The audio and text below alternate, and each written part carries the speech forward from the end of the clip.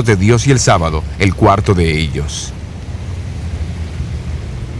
A comienzos del año 1846, Bates recibió una copia del periódico La Estrella del Día, donde se explicaban las ideas de Hiram Edson sobre el santuario celestial y el ministerio de Cristo en el lugar santísimo.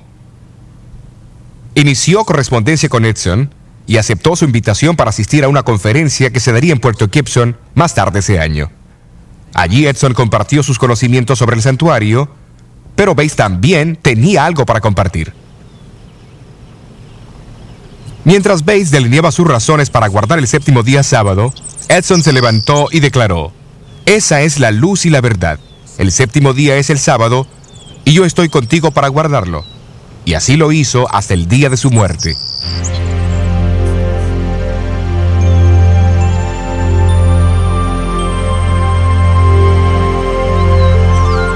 Pero en la conversación que tuvo con los líderes de Puerto Gibson, Bates también comenzó a ver una conexión entre el sábado y el ministerio de Cristo en el lugar santísimo del santuario celestial.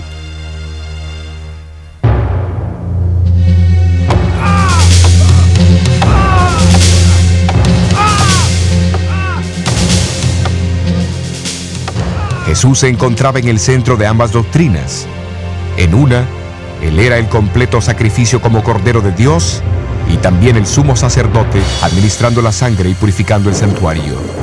En la otra, Él era el creador del mundo y el dador del verdadero descanso. La conferencia de 1846 fue la primera expresión de esa conexión.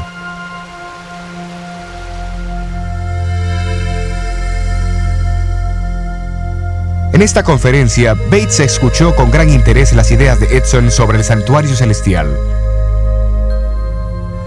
Él sabía que la Biblia decía que el arca del pacto se encontraba en el segundo compartimiento del santuario y que adentro del arca estaban los 10 mandamientos.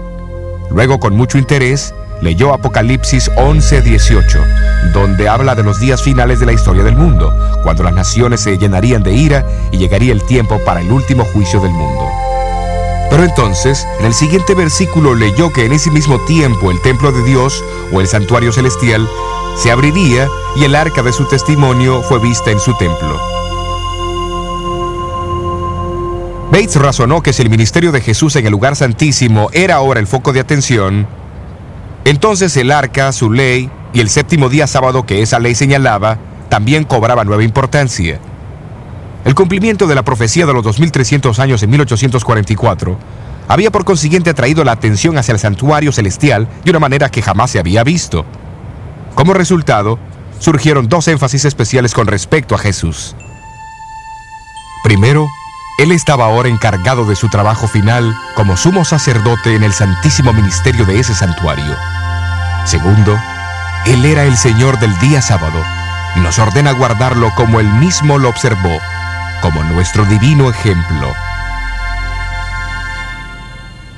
Pero habría una tercera señal distintiva asociada con la gran proclamación final del Evangelio de Dios. La misma también tendría que ser parte de Jesús, pues en Apocalipsis 12:17 se le identifica como el testimonio de Jesús. ¿Pero qué significa esto?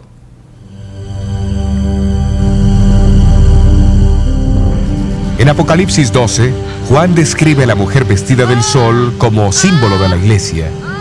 La ve esperando el nacimiento de Jesús, después siendo perseguida y huyendo al desierto, donde Dios la protege por un periodo de 1260 años. Entonces el versículo 17 dice: el dragón fue airado contra la mujer y se fue a hacer guerra contra los otros de la simiente de ella, los cuales guardan los mandamientos de Dios y tienen el testimonio de Jesucristo.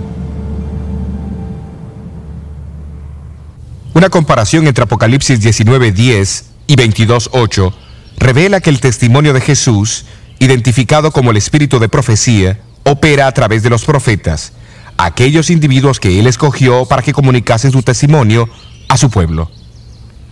El profeta Joel del Antiguo Testamento dice: «Y será que después de esto derramaré mi espíritu sobre toda carne, y profetizarán vuestros hijos y vuestras hijas, vuestros viejos soñarán sueños, y vuestros mancebos verán visiones. Y aún también sobre los siervos y sobre las siervas derramaré mi espíritu en aquellos días». El contexto de estos versículos señala hacia el cumplimiento final en los días anteriores a la llegada del gran y terrible día del Señor. El siglo XIX revela varios cumplimientos impresionantes de esta predicción.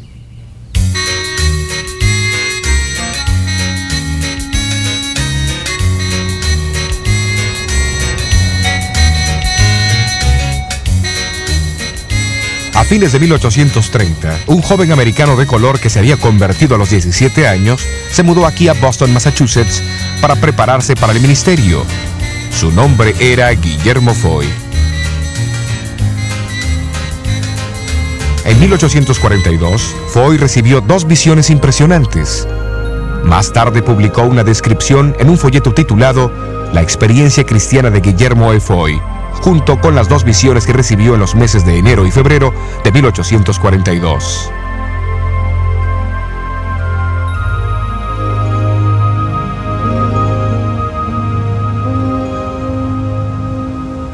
El martes de noche, en enero 18 de 1842, Foy, de 23 años de edad, se reunió con un grupo de cristianos para orar y estudiar la Biblia en Beacon Hill, Boston.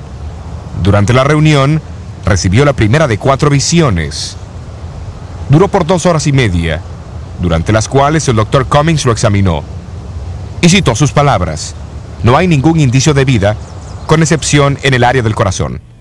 En su visión, Foy presenció la recompensa dada a los justos en la segunda venida y le fue mostrada la incomparable belleza del cielo. Él vaciló en compartir sus visiones, pues sabía del prejuicio que existía en contra de los negros. Pero menos de 3 semanas más tarde, tuvo otra visión mientras se encontraba en una iglesia llena de gente.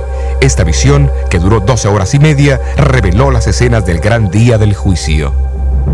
Es con una profunda tristeza que debo juzgar tu vida en este momento. Siendo niño, fuiste afortunado de tener padres que temían y amaban a Dios. Mientras las escenas pasaban por su mente, él vio que ni la profesión, ni la política, ni la posición pueden salvar. Solamente una relación con Cristo. En realidad, si su visión sobre el juicio previo al advenimiento hubiese sido notada, tal vez el gran chasco habría sido menos duro, sino del todo evitado 2 años más tarde.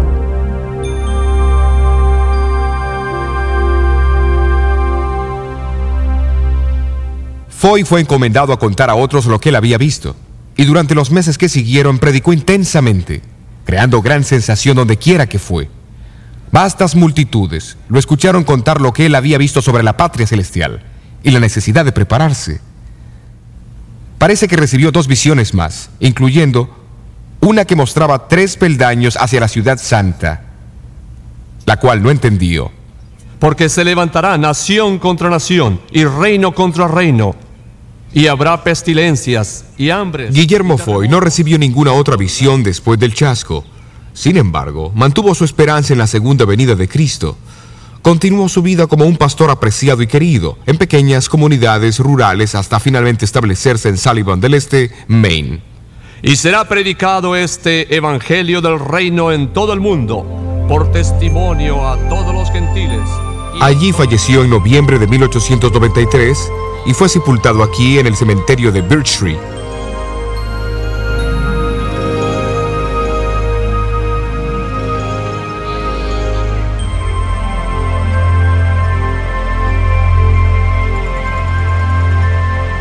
Poco después del gran chasco, Dios dio el don profético a otro, Hazen Foss, que vivía en Pollen, Maine.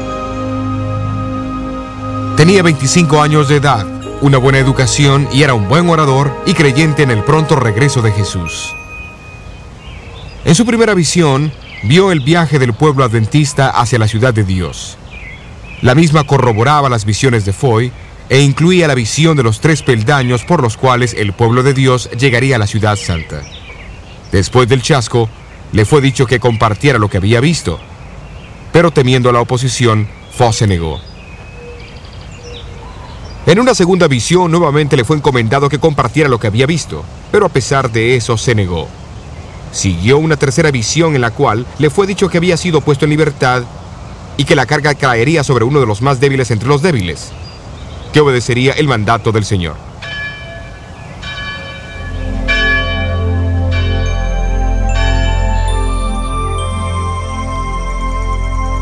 Unas semanas más tarde, Foss se paró del lado de afuera de una pequeña capilla para escuchar una historia milagrosa. Le pidieron que entrara